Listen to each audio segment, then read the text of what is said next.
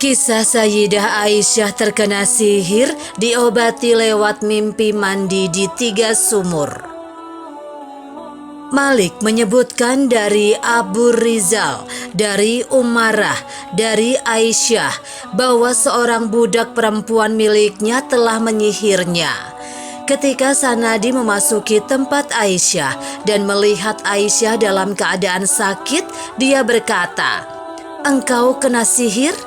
Aisyah menjawab, "Seorang budak perempuan di dalam kamarnya ada bayi yang mengencinginya."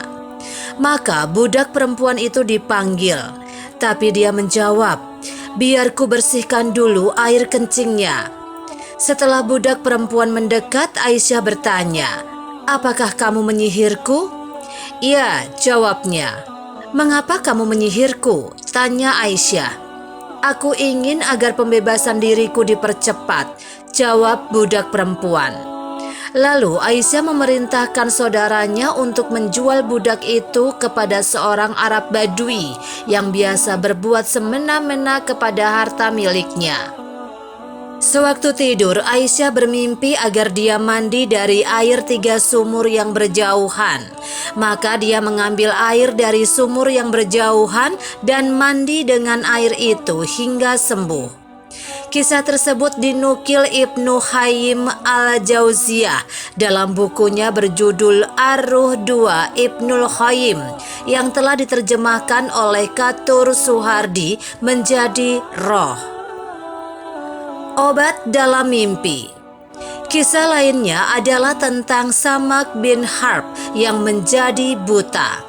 Lalu dia bermimpi bertemu dengan Ibrahim al-Khalil yang mengusap kedua matanya seraya bersabda, "Pergilah ke sungai Eufrat dan mencelupkan di sana 3 kali."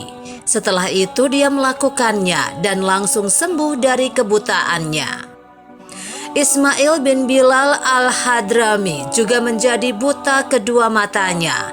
Dalam tidurnya dia bermimpi didatangi seseorang yang berkata kepadanya, "Ucapkanlah, wahai Zat yang dekat, yang mengabulkan, yang mendengar doa, yang lemah lembut terhadap siapapun yang dikehendakinya. Kembalikanlah penglihatanku." Al-Laits bin Syad berkata, "Tadinya kulihat dia memang buta, tapi kemudian dia dapat melihat."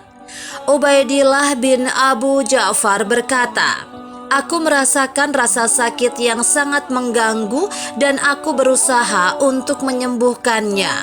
Aku membaca ayat kursi hingga aku tertidur.